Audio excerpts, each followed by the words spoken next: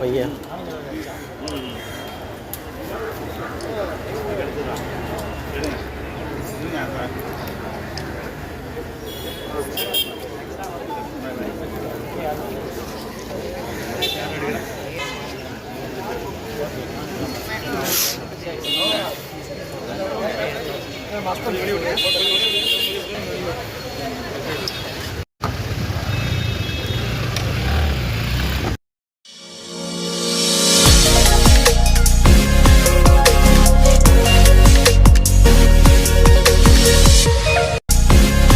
கைப்பற்றினாங்க.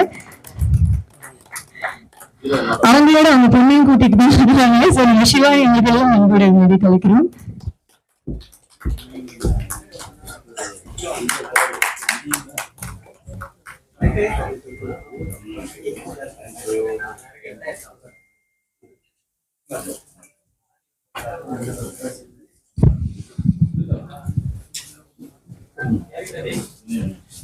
பயங்கர பிஸியா இருக்கிறாங்க. அடுத்தபடியாக இந்த ஒரு நிகழ்வுக்கு சிறப்பு விருந்தினராக வந்திருக்கும் நடிகர் சவுந்தரராஜன் அவர்களை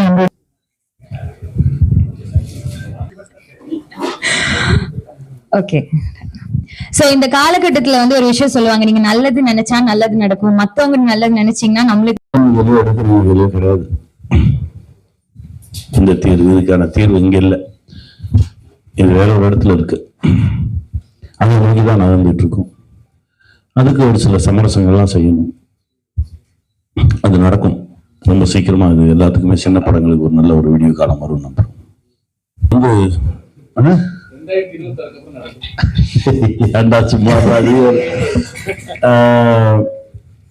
நிறைய நல்ல திரைப்படங்கள் வந்து தியேட்டர்ல கரெக்டா தியேட்டரே கிடைக்கிறது இல்லை. இப்ப நம்ம படத்துக்கெல்லாம் வந்து இந்த இவர் போய் பக்கத்து தியேட்டரை திறந்து பாக்குறாரு. ஒரு காம்ப்ளெக்ஸ்ல 3 தியேட்டர் 4 தியேட்டர் திறந்து பார்த்தா உள்ள ரொம்ப குறைவான மனிதர்கள் தான் இருக்காங்க. இவர் கேட்கிறாரு, அந்த தியேட்டர்லயே போய் கேட்கிறாரு, இந்த மாதிரி எங்க படத்தை இங்க ஒரு ஷோ இன்னொரு ஷோ போடலாமே அப்படின்னா, நாங்க சும்மா கூட வச்சிருப்போம் ஆனா போட மாட்டோம் அப்படின்னாங்க. இதுக்கு என்ன பதில் சொல்லுவீங்க? அப்படியேதான் அமைதியா வந்து என்கிட்ட சொன்னாரு, நீங்க வந்து பேசுங்க. நான் பேசினாலும் அர்த்தம் சொல்லுவாங்க, நீங்க பேசும்போது கொஞ்சம் சீரியஸா சொல்லியிருப்பாங்க, நான் பேசுனா சிரிச்சுக்கிட்டே சொல்லுவாங்க. பதில் அதே பதில் தான். இதுதான் உண்மை. உண்மையை எப்பவுமே நம்ம ஒத்துக்கணும். நான் அது மட்டுமே சொல்லிக்கிட்டே இருப்பேன். ஏன்னா ஒவ்வொரு வாட்டி என்னை கூப்பிடும்போது எனக்கு ஒரு சின்ன குற்ற உணர்ச்சி வந்துகிட்டே இருந்துச்சு. என்னடா இவர் கூப்பிடுறாரு, ஆனா நம்ம நினைச்ச தளத்தை தேட்டரிக்கல அந்த படம் தொடரலையே அப்படின்னு சொல்லி எனக்கு ஒரு உறுத்திக்கிட்டே இருந்துச்சு. ஏன்னா இது வந்து உலகம் பூரா போகும், உலக மக்கள் பூரா பேசுவாங்க, மொழி தெரியாமல் வேற வேற லாங்குவேஜ். அதாவது தமிழ்ல பார்த்துட்டு தெலுங்குல ஒருத்தர் வந்து விமர்சனம் போடுங்க, ஏன் தெலுங்குல வரல, ஒரு பதட்டமா ஒரு விஷயம் நடந்துருச்சு. இது வந்து மாணிக்கத்துக்கு மட்டும் இல்ல, அப்பாவில் நடந்தது, தொண்டர்ல நடந்தது, சாட்டையில நடந்தது, அடுத்த சாட்டையில் நடந்தது. நான் எந்த இடங்களும் எல்லா படத்துலையும் இதுதான் நடந்துட்டு இருக்கு. பரவாயில்ல, எங்கேயாவது ஒரு சரியான ஒருத்தர் கையை பிடிச்சிக்க மாட்டோமா? சரியான ஒரு கை, ஒரு நல்ல படம் தான் வாப்பா 50 நாள் வரைக்கும் இந்த படத்துல ஓட்டியே அவன் எத்தனை படம் தான் பரவாயில்ல. ஒரு பெரிய சினிமா காதலர். நன்றி மாணிக்கம். எவ்வளவு சீக்கிரமா ஒத்துக்க மாட்டாங்க. நீ ஊர பறந்துகிட்டே இருக்கு, உன்னை நோக்கி கண் எறிஞ்சுக்கிட்டே இருப்பாங்க.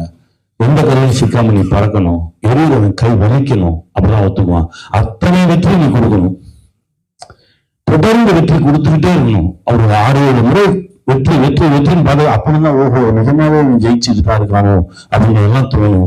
அப்படிதான் வருவாங்க. அவ்வளவு ஈஸியா அவனுக்கு அங்கீகாரம் கிடைக்காது அப்படின்னு சொன்னாரு. அதான் நடந்துட்டு இருக்கு. பரவாயில்ல, பாரு இது பாரு இது பாரு இது பாரு இது பாரு, என் கையில சொல்றது 10 படம் வச்சு இது போல நான் சினிமா வந்ததுக்கு நான் அப்படிதான் பாக்குறேன். ஆனா நண்பா ஒவ்வொரு முறையும் போயிடுறாங்க. டாக்டர் போனா ப்ரொடியூசர் கவுன்சில் போடுறாங்க, ப்ரொடியூசர் கவுன்சில் போனா தேட்டர் போக சொல்றாங்க. ஆனா எங்கேயுமே யாருக்குமே தீர்வு கிடைக்க மாட்டேங்குது. அது ஏதாவது சொல்யூஷன் கிடைக்குமா? ஏன்னா அண்ணன் சவுந்தர் சொன்னாரு 2026 தான் சொல்யூஷன் கிடைக்குமாரு. இல்ல அது நான் உங்ககிட்டே கேட்கிறேன், நீங்களே சொல்லுங்க. ஒருவேளை ஆட்சி மாற்றம் வந்தாதான் இவங்க எழுதலாம். உங்க கேள்விக்கு முன்னாடி இப்ப ஒரு சின்ன பதில் சொல்லிட்டு இருக்கோம். ஏன்னா அண்ணன் தெலுங்கு பண்ணிட்டு இருக்கோம், ஒர்க் பண்ணிட்டு இருக்கோம். கான்பிடண்டா அங்க பல கோடி சம்பாதிக்கும் நாங்க ஒரு வேலை செஞ்சுட்டு இருக்கோம் நம்பிக்கை. ஏன்னா அங்க கிட்டத்தட்ட தேட்டர் கிடைச்சிருச்சு. அங்க ஒரு சிஸ்டம் வச்சிருக்கிறாங்க. என்னன்னா பெரிய படம் வரப்ப சின்ன படம் வராது, சின்ன படம் வரப்ப பெரிய படம் வச்சிருக்கிறாங்க. அந்த பிரச்சனை அங்க வந்து கிடையாது, இங்க இருக்க பிரச்சனை கிடையாது. தப்பு 12 படம் 20 படம் சிஸ்டமேட்டிக்கா இல்லாம இருக்கிறத நம்ம சிண்டிகேட் பண்ணி சிஸ்டமேட்டிக் பண்ணி ஃபில்டர் பண்ணா இவரோட பிரச்சனைகள் இவரோட வேதனைகள்லாம் அடுத்த வர காலத்துல தீரும் நம்பிக்கை. ரொம்ப பிரச்சனை சொன்ன அப்பான்னு சொன்னீங்களா உங்க லைஃப்ல தொடர்ந்து நடக்குது, அதுக்கு சொல்றேன் அப்பா சாட்டின்னு சொன்னீங்களா, அதுக்காக சொல்றேன். அந்த சிஸ்டமேட்டிக்கா சின்ன பிள்ளை வரப்ப பெரிய பிள்ளை வரக்கூடாது, ஒரு அதர் மொழி அதர் டப்பி வரக்கூடாது, 12 படம் வரக்கூடாது. நம்ம வந்து ஃபில்டர் இல்லைன்னா இது வந்து நானே கேட்கிறேன். ஏடிஎம்கே இருக்கும் போது இந்த பிரச்சனை எல்லாம் உங்களுக்கு கிடையாது அவ்வளவுதான். ஆனா வந்து இப்ப ஒரு பெரிய அப்படியெல்லாம் இல்ல, நீங்க வந்து அப்படியெல்லாம் ஆட்சியெல்லாம் இருக்காதீங்க. இது எப்பவுமே இருக்கக்கூடிய பிரச்சனை. இங்க எளியவன் வலியவனால் வீழ்த்தப்பட்டு கொண்டுதான் இருக்கிறாங்க. இது வந்து நீங்க இந்த ஆட்சி அந்த ஆட்சியெல்லாம் சொல்லாதீங்க. வலியவனுக்கு தான் இங்க வந்து பலமே தவிர எளியவன் நான் நல்லவன் மாணிக்க மீறி கொடுப்பேன் நான் மாணிக்கம் ஒரு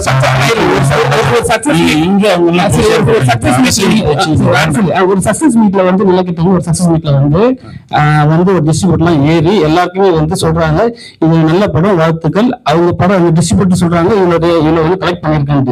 ஆனா நீங்க சொன்ன ஸ்டேஜ்ல எங்களுக்கு தெரிய நான் பேசாம பேசணும்னு நினைச்சேங்க. எவ்வளவு நாள் புரியாதே பேசுறது சொன்னாரு. ஏங்க நீங்க அப்படி பேசுனீங்கன்னாரு ஏங்க சும்மா போயிட்டு எவ்வளவு போய் பேசுவீங்க. பேர் கிடைத்தது, பெருமை கிடைத்தது, இதை விட பெருமை யாருமே கிடைக்காது. ஒரு பெரிய படம், சூப்பர் ஸ்டார் நடிகர் பெரிய படத்துக்கு எவ்வளவு பவர்ஃபுல்லான பேக்கிங் ஓடிடில கிடைச்சதோ அவ்வளவு கிடைச்சிருக்கு, அவ்வளவு சந்தோஷம் தான். ஆனா நீ என்ன செஞ்சிச்சு, நீ எங்க போச்சு, எங்க மாட்டுச்சு இப்படின்னு ஒரு கேள்வி இருக்குல்ல. அது வந்து வேற வழியே இல்லை, இது மாட்டதான் செய்யும். நான் சொன்னேன் இவரு கூப்பிடும் போதெல்லாம் ஏன் போங்க சொல்லி வேற வழி இல்லாம இவருடைய அன்புக்கு கட்டப்பட்டு தான் நம்ம வந்து நிக்கிறேன். நான் எனக்கு தெரியும்.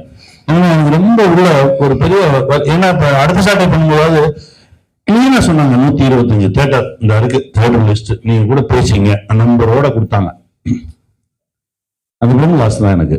பட் பரவாயில்ல, அந்த தேட்டர் நம்பரோட இருந்துச்சு. நான் பேசினேன் அண்ணே காலைல வந்துச்சானே படம் மழைண்ணே பயங்கர மழை, நம்ம ஏரியாலே பெரிய மழை, நம்ம தஞ்சாவூர் டிஸ்ட்ரிக்ட்ல எல்லாம் பெரிய மழை, ஒன்றும் பண்ண முடியல, ஃபர்ஸ்ட் யாருமே வரல, பரவாயில்லண்ணே அப்படின்னாலும் இருந்துச்சுல. ஏதோ ஒரு காரணம் இருக்கணும்ல. நீ எங்க இருக்கீங்கன்னே தெரியாம சுற்றுறது பாருங்க, அதுதான் தெரிஞ்சிட்டு மாணிக்கத்துக்கு இப்ப வந்து டிஜிட்டல் மயமான ஒரு நேரத்துல இது ரவியன்னு சொல்லலாம். நீங்க சுருக்கத்துல அதெல்லாம் கிடையாது. சமுத்திரக்கணி இருக்கான்றதுக்காக இது நடக்கவே இல்லை. அப்படியெல்லாம் கிடையாது. நல்ல படைப்புகள். நான் ஆகால வேலை பார்த்தேன். ஆகால நான் ஒரு 1 இயர் ஒர்க் பண்ணும்போது அவ்வளவு நல்ல படைப்புகளை நான் வந்து உள்ள கொண்டு வந்திருந்தோம். அதனால நல்ல விஷயமாக இருந்தால் அது என்னன்னா ஒரு 5 டீம் உட்கார்ந்து பார்ப்பாங்க. இப்ப நம்ம நார்மலா படம் பண்ற மாதிரி எல்லாம் படக்குன்னு ஒருத்தர் பார்த்து முடிவு எடுக்கிறது கிடையாது. ஓடிடியில இப்ப வந்து ஒருத்தர் பாக்குறாரு அப்படின்னா அவர் பார்த்து அவருடைய உயர் அதிகாரிகள் அவங்க பார்க்கணும். எல்லாருடைய கருத்தும் மொத்த கருத்தா இருந்தால் மட்டும்தான் அது மேல வரும்.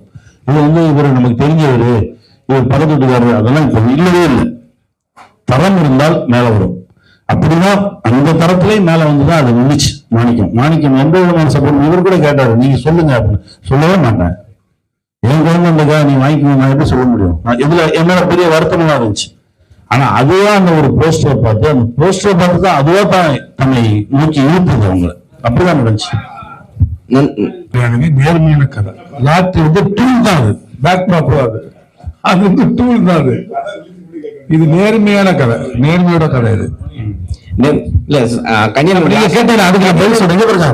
எல்லா படமும் ஓட்டிட்டு வாங்க மாட்டாங்க. நம்ம ஒரு விஷயம் சொல்றோமா, இப்போ என் தம்பி தான் எனக்கு மெசேஜ் பண்ணிருக்கான். என் போன்ல இருக்கு ரிலீஸ்க்கு முன்னாடி என்ன மெசேஜ் ஞானவேல் எனக்கு அனுப்பிச்சிருக்காரு. அது வேற. இவர் அவரை பத்தி குறையா பேசிட்டாரு, அவர் இவரை பத்தி கூட பேசிட்டாருன்றதெல்லாம் என்னுடைய இதுவே கிடையாது. நான் இருந்தேன், எனக்கு தெரிஞ்சதை நான் சொன்னேன், அவ்வளவுதான். இப்ப அதேதான் கேக்குறேன். இதே மாணிக்கத்துக்கு முன்னாடி திரு போடணும் அப்படின்னு சொல்லியிருக்காங்க. ஆனா திரு போட்டு இங்க நம்ம உலகமே கூப்பிடுற இளையராஜா வந்து இதே பொது மேடையில வந்து ஒருத்தர் வந்து எல்லாருக்காலும் மன்னிப்பு கேட்டார்ல. இல்ல அது கேட்கறது வாடான்றதுக்கும் அவர் தான் மன்னிப்பு கேட்டாரு. என்னன்னா அவர் அதற்கான விளக்கமும் சொல்றாரு. ஏன்னா அவர் ஒரு மாதிரியான ஒரு எமோஷனலான ஒரு எக்ஸென்ட்ரிக்கான கேரக்டர். என்னையே பார்த்தாலே ஒரு கெட்ட வார்த்தை சொல்லி அதுக்கப்புறம் வாடா சொல்லி அதுக்கப்புறம் சொல்லி அவன் 2 அடி அடிப்பான். அவன் வேற ஒரு எக்ஸ்ட்ரீம். அவன் அன்பின் உச்சத்துல ஒரு சில விஷயங்கள் வெளிப்படுத்துறான். அதை நான் அப்படிதான் பார்ப்பேன் தவிர மிஸ்கினை நான் எந்த இடத்துலையும் தவறாக பாருங்க. பேசிட்டு வெளியே வரும்போது வெற்றிமாறன் சார் ஏதோ மீட் பண்றேன். வெற்றிமாறன் சார் வந்துட்டு வெற்றிமாறன் சார் உட்கார்ந்து போன்ல அவர்கிட்ட பேசணும், என்ன பேசினான்னு எனக்கு தான் தெரியும். அப்படியே கால் போட்டு அமீர் சார் என்ன பேசினான்னு எனக்கு தான் தெரியும். அதுக்கப்புறம் தான் எல்லாம் என்ன நடந்துச்சுன்னு, என்னன்னா ஒரு மனிதன் தன்னுடைய அன்பின் வெளிப்பாடு அது உச்சம். அது என்னதான் நடக்கும். நம்ம ஊர் பக்கம் போனீங்கன்னா ஒரு கெட்ட வார்த்தை ரொம்ப அன்பான சொல்லு, அது நீங்க எல்லாருக்குமே சொல்ல முடியாதுல்ல. ஆனா நாங்க 4 பேர் பேசும்போது சொல்லிக்குவோம். 4 பேர் பேசும்போது அது அவன் இன்னும் மேல இருக்கான். அவன் அன்பு நீங்க அதிகமா இருக்குன்னு நினைச்சீங்க. அவன் அன்பு நீங்க அதிகமா இருக்கு. பொம்பளை பசங்க நம்ம யாருக்குமே தெரியாதா அந்த மாதிரி வார்த்தை பயன்படுத்த மாட்டோம். அவன் கொஞ்சம் எக்ஸ்டென்ட்ரிக்கா பேசணும்னு வச்சுங்க. ஏங்க மூளை கொஞ்சம் அதிகமா இருக்கும் பேச என்ன வச்சுக்கீங்க. நீங்க ஒரு வெளிப்பாடு செய்தது தவறுனே ஒத்துக்க மாட்டீங்க. நான் ஒத்துக்க மாட்டேங்க. அப்போ பொது மேடையில எல்லாரும் கெட்ட வார்த்தையில பேசலாம். எல்லாரும் தப்பு சொல்றது அவர் மன்னிப்பு கேட்கிறாரு. இதுக்கு என்ன செய்யணும்? உங்க 2 கரம் கூப்பி உங்க காலை விழுந்து, ஏன்னா அவரை பற்றி புரியாதவர்களுக்கு தெரியும் அவர் யாருன்னு. புரியாதவர்களுக்கு தான் அந்த மன்னிப்பு. சரியா வச்சுக்கோங்க. மன்னிப்பு என் அண்ணனுக்காக நான் மன்னிப்பு கேட்டுக்கிறேன். ஓகேவா? சரிங்க விட்டுருங்க. எனக்கு நன்றி. ரொம்ப தொப்பி கட்டிடுவா இது ஓகே. மூஞ்சியும் மறைச்சிக்கிட்டோம் என் வாய்ஸ் வச்சு கண்டுபிடிச்சுக்கோங்க. இறைவனுக்கு நன்றி. ரொம்ப ஒரு மகிழ்ச்சியான ஒரு தருணம். தம்பிகளுக்கு முதல்ல நன்றி சொன்னோம். ஏன்னா எங்க ஒரு நல்ல விஷயம் நடந்தாலும் அந்த இடத்துல சவுந்தர் இருப்பான். அவன் இருக்கனால அங்க ஏதோ ஒரு நல்ல விஷயம் நடந்துட்டு இருக்கு. இப்போ கரண்ட்ல நடந்த விஷயம் வரைக்கும் தம்பிக்கு என்னுடைய மனமார்ந்த நன்றி. அப்புறம் கணேஷ் நான் சீரியல் பண்ணும்போது முதல்ல நான் டைரக்ஷன் பண்ணும்போது ஸ்மால் ஸ்கிரீன்ல பண்ணும்போதுலேருந்து என் கூட பயணிச்சுட்டு இருக்கான். கணேஷ் ரொம்ப நன்றி, ரொம்ப நன்றி. என் இயக்குநருக்கு தான் தேங்க்ஸ் சொல்லணும். இப்படி ஒரு நல்ல ஒரு கதையை கொண்டு வந்து என்னை அதுக்குள்ள பொருத்தி பார்த்து நான் சரியா இருப்பேன் நம்பி என்கிட்ட கொண்டு வந்து அதை எடுத்து அதை இந்த இடத்து வரைக்கும் ஒரு 5 கோடி நிமிஷம் பார்த்துருக்காங்க இப்போ வரைக்கும் அப்படின்ற வரைக்கும் கொண்டு வந்து நிறுத்தியிருக்காரு. ரொம்ப நன்றி சார், ரொம்ப நன்றி. இந்த படைப்பில் பணியாற்றின உதவி இயக்குநர்கள், இணை இயக்குநர்கள், ஏன்னா இவரோட வேலை பார்க்குறது ரொம்ப கஷ்டம். நைட்டு 2 மணிக்கெல்லாம் எழுப்பு வரவங்கள. ஆமாம், ஒரு நாள் நடந்துச்சு.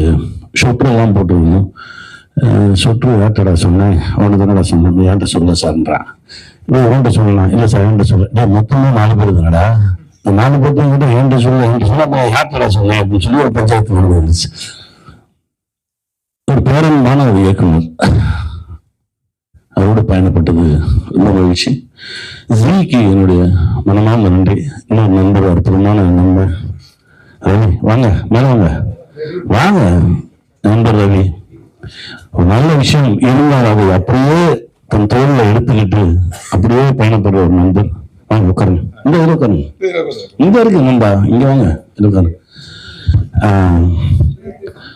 உட்காரு பாப்பா, நீங்க உட்கார. சிவானி இங்க வா. வா சிவானி. நண்பர் ரவிக்கு அவருடைய மனமார்ந்த நன்றி. ஜி அந்த படத்தை கை வைக்கலன்னா அந்த படம் ரிலீஸ் ஆகிருக்காது. ஏன்னா நிறைய முலாம்பூசி பேசுவாங்க, நான் கொஞ்சம் ஓப்பனாக தான் பேசுறேன். இந்த படத்தால் பெரிய பேர், பெரிய பெருமை. பார்க்குறவங்க அழுதாங்க, கட்டி பிடிச்சாங்க, குழந்தைங்கள்லாம் ஓடி வந்து கட்டிக்கிச்சு, எல்லா பெருமையும் கிடைச்சது. இதெல்லாம் நடந்தது ஜீனால தான். தம்பி திடீர்னு ஒரு நாள் ஃபோன் பண்ணி சாய் ரொம்ப, அதாவது ஒரு நல்ல விஷயம் இருக்கு அப்படின்னு அவங்க எங்கேயோ கண்டுபிடிச்சிடறாங்க. ஆனால் ஒரே ஒரு போஸ்டர் பார்த்தேன், இதுதான் ஒருத்தன் பைய வச்சுக்கிட்டு நின்றுட்டு இருக்கான், எங்கேயோ பார்த்துட்டு நின்றுட்டு இருக்கான். அந்த படம் முடிஞ்சிருச்சா? முடிஞ்சிச்சா? அது மாதிரி ரெடியா இருக்கு, நான் பார்க்கலாமா பாரு. அவன் படம் பார்த்தாங்க. படம் பார்த்து முடிச்சுட்டு அவங்க முதல்ல ஒரு பிள்ளையார் சொல்லி போட்டதுதான் இது ரிலீஸை நோக்கி நகர்ந்தது. இப்போ இந்த 5 கோடி நிமிஷம் வரைக்கும் வந்திருக்கு. ரொம்ப சந்தோஷம். ஜிக்கு என்னுடைய மனமார்ந்த நன்றி. ஏன்னா சினிமாவுக்கு ஏன் வந்தோம்னு எனக்குள்ள ஒரு கேள்வி இருந்துகிட்டே இருக்கும். ஒவ்வொரு முறை வீட்டுக்கு போகும்போதும் இப்படி ஒரு இடத்துல இருந்து எந்த சக்தி நம்மளை தருவிச்சு, இதே ஒரு சக்தி நம்ம நகர்த்தி சென்னை வரைக்கும் கூட்டு போயிருக்கு. ஆனா யாருக்குமே சென்னைக்கு வரணும்னால சென்னைன்றதே பெரிய பிரமிப்பு. அப்படி ஒரு நகரத்தை நோக்கி நம்ம நகர்த்தினது எந்த சக்தி, அப்படி நகர்த்தி இருந்து இங்க இவ்வளவு நம்ம பரபரப்பா இயக்கிட்டு இருக்குன்னா ஏதோ ஒரு காரணம் இருக்குங்க அப்படின்னு தேடிட்டு இருக்கும்போது எனக்கு வினோத சித்தம் பண்ணுவதற்கான வாய்ப்பு கிடைச்சது. வினோத சித்தம் முடிச்சோடனே நான் முடிவு பண்ணேன், இதுக்குதான் இந்த படைப்பை பண்ணுவதற்கு தான் நம்மளை நகர்த்தி இருக்கு அப்படின்னு சொல்லி ஒரு பெரிய மனநிலை வந்தது. ஜிக்கு என்னுடைய மனமார்ந்த நன்றி. அதுக்கப்புறம் ப்ரொடியூசரை சொல்லணும்.